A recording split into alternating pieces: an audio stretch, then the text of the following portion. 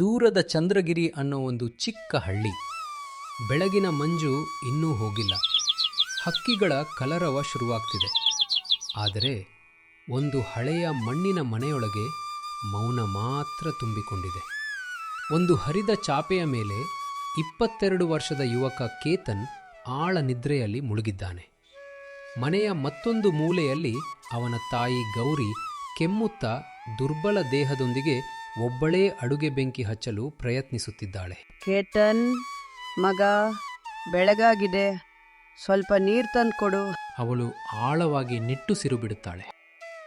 ಆ ದಿನ ಮಧ್ಯಾಹ್ನವಾಗಿತ್ತು. ತನ್ನ ಕೊನೆಗೂ ಮನೆಯಿಂದ ಹೊರಬಂದ.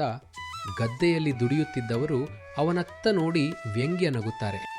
ಓಹೋ, ರಾಜಕುಮಾರ ಎದ್ದಿದ್ದಾನೆ. ತಾಯಿ ರೋಗದಿಂದ ಬಳಲುತ್ತಿದ್ದರೂ ಮಗನಿಗೆ ನಿದ್ರೆ ಮಾತ್ರ ಮುಖ್ಯ. ಆ ಮಾತುಗಳು ಕೇತನ್ ಮನಸ್ಸಿಗೆ ಬೆಂಕಿಯಂತೆ ತಾಕುತ್ತವೆ. ಆದರೂ ಏನೂ ಆಗಿಲ್ಲ ಅನ್ನೋ ಹಾಗೆ ಅವನು ನದಿ ತೀರದತ್ತ ನಡೀತಾನೆ. ಒಂದು ದೊಡ್ಡ ಅರಳಿ ಮರದ ಕೆಳಗೆ ಕುಳಿತು ಆಕಾಶದತ್ತ ನೋಡ್ತಾನೆ. ಅಷ್ಟರಲ್ಲಿ ಒಬ್ಬ ವೃದ್ಧ ಸಾಧು ಅಲ್ಲಿಗೆ ಬರುತ್ತಾನೆ. ಯುವಕನೇ, ಈ ದೇಹ ದೇವರ ಕೊಡುಗೆ. ನಿದ್ರೆಗೆ ಸಮರ್ಪಿಸಿದರೆ ಒಂದು ದಿನ ಅದರ ಬೆಲೆ ಕಟ್ಟಲೇಬೇಕು. ನನ್ನ ಬದುಕಿಗೆ ನೀನ್ ಯಾಕೆ ಉಪದೇಶ ಕೊಡ್ತೀಯ?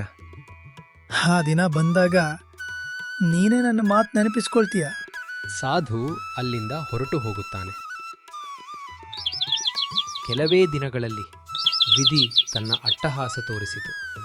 ಗೌರಿಯಮ್ಮ ನೀರಿನ ಕೊಡ ತರುತ್ತಿದ್ದಾಗ ಅಚಾನಕ್ ನೆಲಕ್ಕುರುಳಿದಳು. ಹಳ್ಳಿಯ ವೈದ್ಯನು ಪರೀಕ್ಷಿಸಿ ಹೇಳಿದನು, ಅವಳ ಶ್ವಾಸಕೋಶ ತುಂಬಾ ಹಾಳಾಗಿದೆ. ತಕ್ಷಣ ದೊಡ್ಡ ಆಸ್ಪತ್ರೆಯಲ್ಲಿ ಚಿಕಿತ್ಸೆ ಬೇಕು.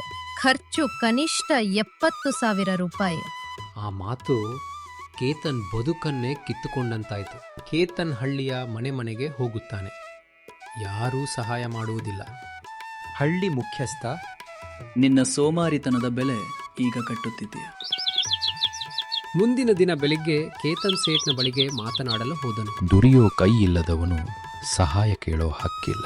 ಅದನ್ನು ಕೇಳಿದ ಮೇಲೆ ಕೇತನ್ ಸೇಠ್ ತನ್ನ ಮನೆಯಿಂದ ಹೊರಟು ಹೊರಗೆ ಹೋಗುತ್ತಾನೆ. ಸೂರ್ಯ ಅಸ್ತಮಿಸುವ ಹೊತ್ತಿಗೆ ಕೇತನ್ ಸಂಪೂರ್ಣವಾಗಿ ಕುಸಿದು ಬಿದ್ದ. ನದಿ ತೀರದಲ್ಲಿ ಕುಳಿತು ಅಳುತ್ತಾನೆ.